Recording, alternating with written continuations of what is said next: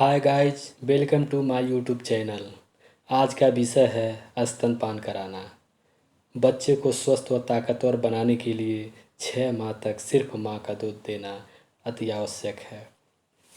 स्तनपान कराने के क्या तरीके हो सकते हैं, किस तरह से स्तनपान कराया जाए कि बच्चा सही तरीके से स्तनपान कर सके और माँ को भी स्तनपान कराने में आरामदायक महसूस हो।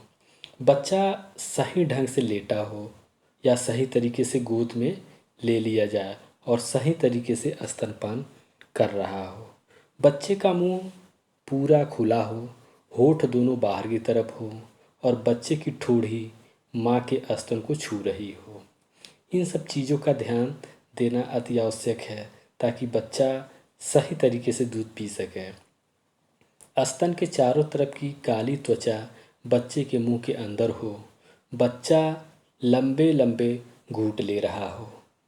स्तनपान 24 घंटे में बच्चा जब चाहे, जितनी बार चाहे उतनी बार बच्चे को देना चाहिए। तभी बच्चे का शारीरिक विकास हो सकता है, मानसिक विकास हो सकता है। 6 महीने तक जो माँ का दूध दिया जाता है वो दूध नहीं, बच्चे के लिए अमृत होता है। बच्चे को दूध पिलाने के पहले स्तन को पूरी तरह से धुल लेना चाहिए, साफ़ कर लेना चाहिए।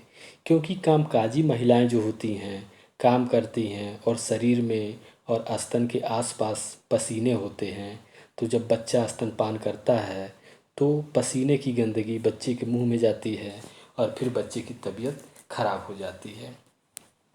इसलिए ज़रूरी है कि बच्चे को जब भी दूध पिलाया जाए तो पहले साफ़ सुथरा से पिलाया जाए। बच्चे का माँ का पहला गाढ़ा पीला दूध, जिसे खीज या कोलेस्ट्रम कहते हैं, ज़रूर देना चाहिए, जो बच्चे को रोग प्रतिरोधक क्षमता बढ़ाने में सहायक होता है।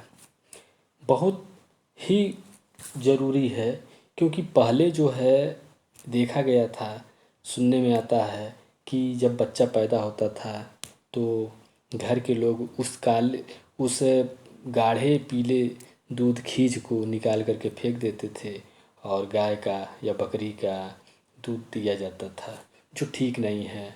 जो बच्चे के लिए अमृत है उसको लोग फेंक देते थे, जो बहुत गलत करते थे। आप इस चित्र में देख सकते हैं कि बच्चे को बाहर का दूध दिया जा रहा है। बच्चा काफ़ी कमज़ोर है और बच्चे की सही से देख रेख नहीं हो रही है।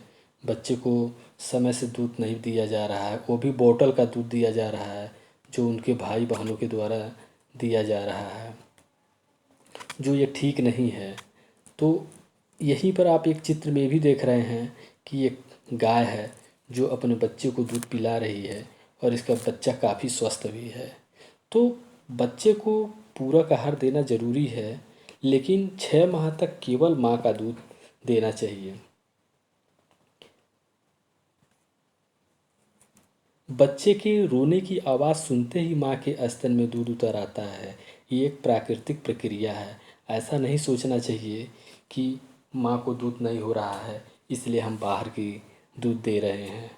देना ही नहीं चाहिए, क्योंकि दूध अगर कम निकल रहा है या नहीं निकल रहा है, माँ बार बार बच्चे को अपना स्तन से लगाए रहेगी तो दूध अवश्य निकलेगा। और साथ ही साथ माँ को चाहिए कि खान पान पर भी अपना ध्यान दे ताकि पर्याप्त मात्रा में दूध हो और बच्चे को पीने में मिल सके पर्याप्त दूध। कामकाजी महिलाएं हैं जो अक्सर या प्रत्येक दिवस घर के बाहर काम करने के लिए जाती हैं, तो उनके लिए दिक्कत होती है बच्चों को स्तनपान कराना। उनके लिए ज़रूरी यह है कि जब भी वह बाहर काम पर जाएं तो साफ़ कटोरी में दूध निकाल करके रख दें, ताकि जो बच्चे की परवरिश कर रहा, देख रेख कर रहा है, वह चम्मच से उस बच्चे को समय समय पर दूध पिलाते रहें। 6 माह के बाद स्तनपान बंद नहीं करना चाहिए।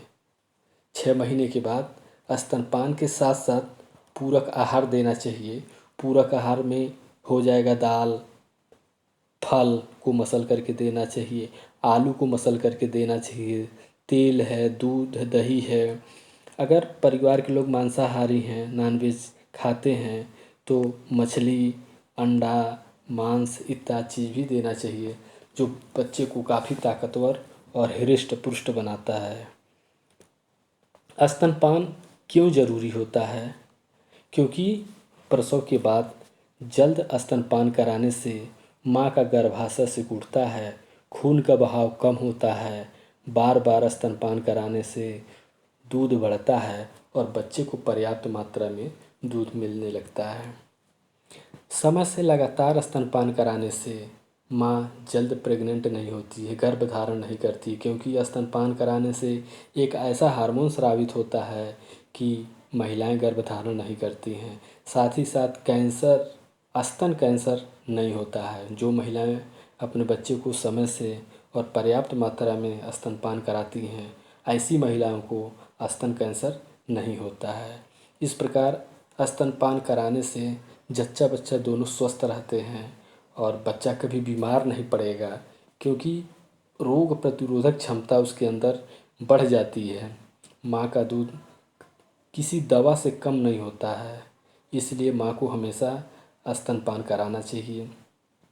तो दोस्तों, स्तनपान का टॉपिक ख़त्म होता है और हम जल्द ही फिर मिलेंगे अपने अगले वीडियो में। और मेरे चैनल को आप लोग लाइक करें, शेयर करें, ताकि ज़रूरतमंद लोगों तक जानकारी पहुँचे और लोग इसका फ़ायदा लें, स्वस्थ रहें, मस्त रहें। नमस्कार।